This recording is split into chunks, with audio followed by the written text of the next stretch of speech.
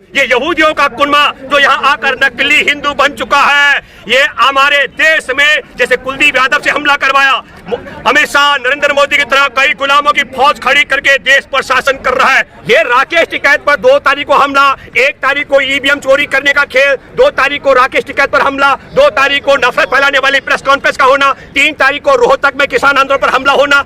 ये इसलिए है ताकि फिर इसलिए कहना चाह रहा हूं कि आंसू टपकने से जब लाखों किसान एकजुट होते हो तो अगर राकेश टिकैत पर कंकड़ भी शरीर पे लग जाता तो क्या हालत होगी। मैं एक बात फिर कहना चाहता हूं, वायर ने एक स्टोरी पब्लिश की, एक रिपोर्ट जाहिर की।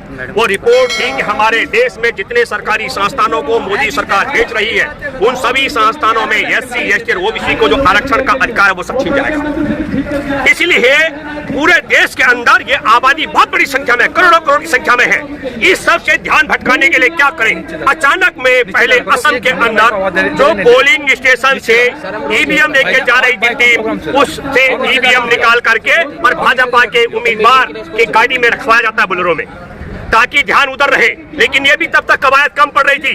2 तारीख को 2 बड़े काम होते हैं। एक अलवर में ABP का जो छात्र नेता रहा है वो RSS के मोहन भागवत और अमित शाह नरेंद्र मोदी के इशारे पर राकेश टिकैत पर जानलेवा हमला करता है ताकि SC, ST, OBC का जो मसला है उससे ध्यान भटक जाए और किसान नेता पर जानलेवा हमले का मामला ज्यादा चर्चा में रहे। और दूसरा, राजधानी दिल्ली में संसद की चौखट पर एक इनका साधु बाबा जो आतंकी जिसने हमारे देश के पूर्व राष्ट्रपति को भी जिहादी बताया था, वो प्रेस कॉन्फ्रेंस करके अपमानजनक शब्दों का उपयोग करता है खुदा के नाम पर, इस्लाम के लोगों को वो कहता है किस प्रकार के बेहुदे शब्द कहता है ताकि जो मामला पूरा भटक जाए SC, ST और OBC का। मैं आपके माध्यम से आपके सवाल का जवाब, RSS मोहन भागवत के बाप की ताकत नहीं है कि वो राकेश टिकैत पर हमला करके राकेश टिकैत को भयभीत कर सके। मैं दूसरी बात कहना चाहता हूं कि RSS और मोहन भागवत अमित शाह के बाप की ताकत नहीं है कि राकेश टिकैत किसी किसान नेता पर हमला करके हमारे किसान आंदोलन को कमजोर कर सके।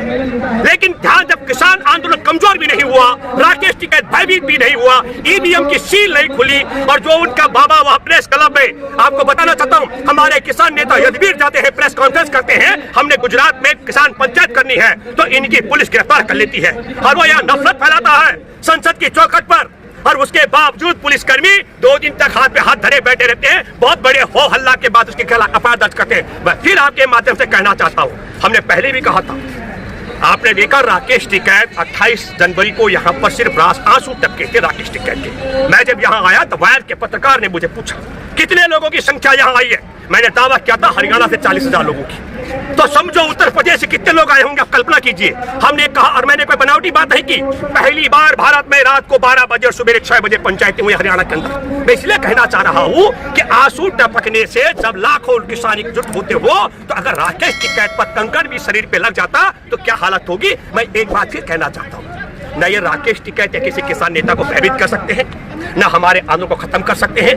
पूरे संसार में मानव सभ्यता शुरू होने से लेकर के रामायण से लेकर महाभारत काल और तमाम युद्ध लड़े गए हथियारों के बूते, ये पहला युद्ध है जो अहिंसक तरीके से लड़ा जा रहा है। सबसे ज्यादा संख्या, सबसे लंबा युद्ध और बलिदानी, कैसा बलिदानी, शहीद आजम भगत सिंह अशफाकुल्लाह खां की तरह मरने की शहादत जज्बा, 300 से ज्यादा हमारे किसान शहादत हो गए और जिनके घर से शहादत हुए उनके बेटे और बहू भी चढ़ बढ़ करके हमारे किसान आंदोलन में शरीक हो रहे हैं। ये मैं कहना चाह रहा हूँ, संसार में इतना बड़ा अहिंसक, इतना बड़ा त्यागी, बलिदानी आंदोलन धरती पर इससे पहले कभी नहीं हुआ। इसलिए देखिए, जो आपने कहा खुद का हमला, अरे एक मैं दोबारा कहना चाह रहा हूँ, क्या 1 अप्रैल को हमारे देश में सरकारी संस्थानों को बेचने के बाद SC, ST और OBC का आरक्षण खत्म कर दिया जा रहा है, ये रिपोर्ट क्या हमारे किसान नेता राकेश टिकैत ने जाहिर कराई थी क्या?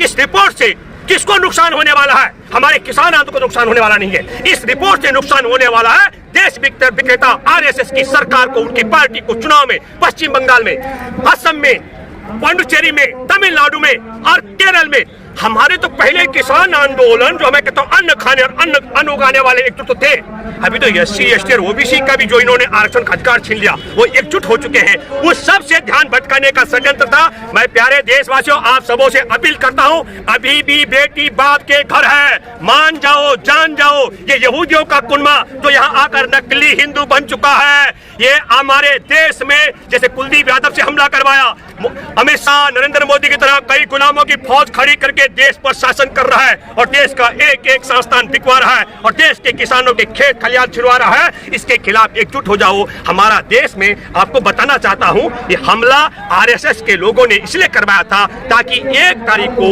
1 अप्रैल को 6:49 पर वायर की जो रिपोर्ट है उससे एसटी, एससी और ओबीसी में जो संदेश जा रहा था उसको कैसे डैमेज कंट्रोल किया जाए, उसके लिए ये हमला कराया गया। और ये मरवा भी सकते थे।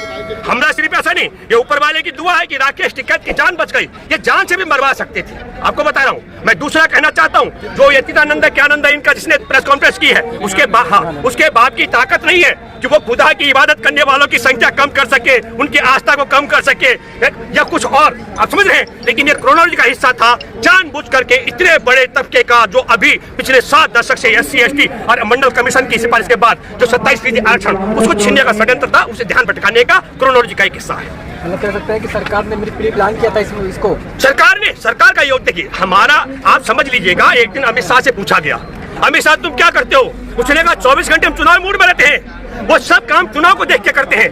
क्योंकि ये रिपोर्ट आपने कहीं गोदी मीडिया के माध्यम से नहीं सुनी होगी, पर आप सब लोग, और मैं बताता हूं, मैंने इसको ट्वीट भी किया और मेरे फेसबुक वॉल पर भी एक है वॉइस ऑफ इंडियन पीपल्स, उसमें भी शेयर किया मैंने वायर की इस रिपोर्ट को। आप सब लोग वहां से भी देख सकते हैं। मैं भूपेंद्र रावत तो मोदी नहीं हूँ जी। सर, जिस तरह आपने टिकैत पर हमला हुआ उसके तुरंत अगले ही दिन हरियाणा में किसानों पर लाठीचार्ज होने, बिल्कुल, जो आप फिर भी मैं फिर कह रहा हूँ, और कुछ हो सकता है। ये राकेश टिकैत पर 2 तारीख को हमला, 1 तारीख को ईवीएम चोरी करने का खेल, 2 तारीख को राकेश टिकैत पर हमला, 2 तारीख को नफरत फैलाने वाली प्रेस कॉन्फ्रेंस का होना, 3 तारीख को रोहतक में किसान आंदोलन पर हमला होना। ये इसलिए है ताकि, फिर मैं कहना चाहता हूं, ताकि मीडिया में रोहतक में हमारे किसानों पर हमला, लेकिन मैं फिर कहना चाहता हूं एक बात, ऐसा नहीं है। हम सब लोग जो खड़े किसान हैं, हमने हमारा देखिए रोहतक में हमला करने के बावजूद खट्टर की ताकत नहीं है। अभी खट्टर की पुलिस कहने लग गई ये आदेश हमने नहीं दिया था, और मैंने बार बार कहा जिस तरीके से 28 तारीख को भी पुलिस की भर्ती में इनके गुंडे थे। मैं फिर कह सकता हूं, आपने देखा सिटीजन अमेंडमेंट एक्ट के समय पर भी इनके पुलिस भर्ती में गुंडे हमला करने वालों में रहे, किसान आंदोलन पर हमला करने वालों में रहे। अभी राकेश टिकैत का विरोध हमला करने वालों में इनके लोग थे। अभी क्या कहते हैं, खट्टर के विरोध करने में किसान खड़े थे, उसमें पुलिस अधिकारी कह रहा है, उसका ऑफिशियल बयान है कि हमने कोई आदेश नहीं दिया। मैं दावे के साथ में कह सकता हूं, उसमें भी आरएसएस के गुंडे पुलिस की वर्दी में हमला करते। 80 साल के बुजुर्ग किसानों पर हमला किया गया, लहूलुहान है। योगी जी बंगाल गए, उन्होंने वहां कहा कि उत्तर प्रदेश का जो मॉडल है बंगाल में जीतने के बाद हम लागू करेंगे, उत्तर प्रदेश अपराध मुक्त है। देखिए, उत्तर प्रदेश का मॉडल बताता हूँ। मोहम्मद अखलाक, एक फौजी के पिता को उसके घर में मारा गया, उसकी न्याय जांच करने, उसकी जांच करने वाले ईमानदार अधिकारी की हत्या करवा दी गई।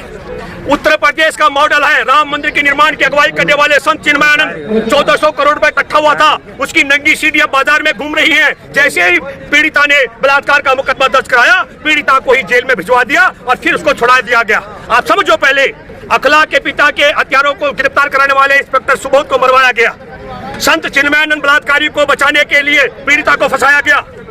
एक छोटा किसान, 3 बीघा जमीन का किसान, हाथरस का मैं जिक्र कर रहा हूं, जिसकी बेटी के साथ गैंग रेप करके जुबान काटी गई, उनके अपराधियों को बचाने के लिए उसके 100 को जलाया गया। और वही हाथरस में एक और किसान की बेटी, उसको छेड़खानी करने वाले अपराधी, वो 1 महीने जेल में रहा 2018 में, उसके पिता को 10 गोलियों से मरवाया गया। अब उत्तर प्रदेश का मॉडल अगर कहें, अभी गोंडा में भाजपा के नेता के द्वारा एक गरीब की बेटी को उठाकर गैंग रेप करवाया गया। अभी एक और घटना घटी, एक बेटी के साथ में गैंग रेप करने वाले 6-7 लोग उठा करके ले गए। उत्तर प्रदेश का जो मॉडल है वो बहुत विचित्र मॉडल है। हमारे किसान आंदोलन में लोग आ रहे थे यहाँ, उनको आप समझ लो कि मैं लखीमपुर खीरी का ये कोई रविंद्र वर्मा, कहीं डीएम, मैंने धमकाया उनको, मैंने कहा उल्लू के पट्टाओ जेल जाओगे, अबे कानून तुम्हारे बाप का है क्या? अगर हमारा धरना अवैध गाजियाबाद का है, तुम अपने जिलों में हमारे किसानों को रोकने का काम क्यों कर रहे हो? तो कहा साहब ऊपर से आदेश है, अबे लिख के दिखाओ सुप्रीम कोर्ट में, तुम्हारे को जेल जाना पड़ेगा, तब जाकर के मैं बताता हूँ। जब मैंने उनसे बात की आला अधिकारियों से, उनको समझ आया। मैंने कहा ये घंटा बजाने वाला बाबा वहां पहुंच जाएगा गोरखपुर में। उत्तर प्रदेश में क्या चल रहा है आपने देखा? उत्तर प्रदेश में यह चल रहा है कि दूसरे लोग अगर सड़क पे खड़े हो, अभी देखा आपने कि गोरखपुर में हजारों की संख्या में लोग क्या नरसिंह की रैली निकाल रहे थे। आपने देखा बनारस में होली के दिन लाखों की संख्या में लोग सड़क पर आ रहे थे, और बाकी कहते कोरोना है।